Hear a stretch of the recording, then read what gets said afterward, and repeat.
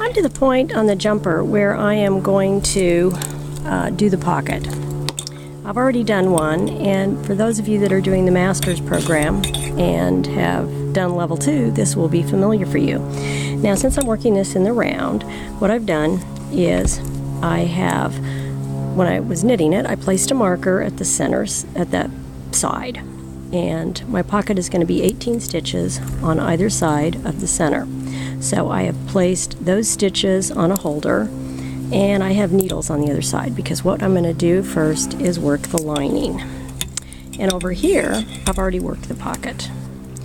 And you can see that it looks like I've just continued working, but I really haven't. What I have done is I have placed the stitches on the holder, which is there, and in the back I have picked up a lining. And what I'll be doing next when I finish is I will be putting these stitches back on my needle, and I will be working the front of the pocket.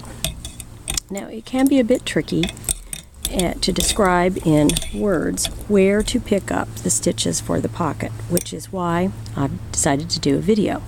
Now, notice how this is curling naturally. That's because it's stockinette.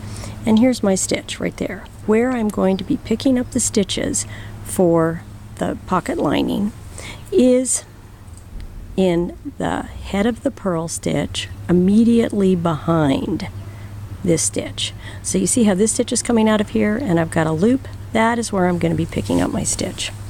So what I do is I just get my yarn and I pick up a stitch. I get my yarn, insert my needle. Oops. Where's my working yarn? Pick up a stitch. Go to the next stitch. Go into the head of the purl bump behind it. Pick up a stitch. And pick up a stitch. And pick up a stitch.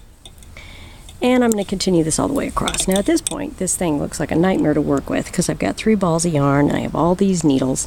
But when I finish up, we'll come back. Now, if you also notice, my bottom band is pulling up, but this is a half linen stitch. And what the pocket is going to be is a half linen stitch as well.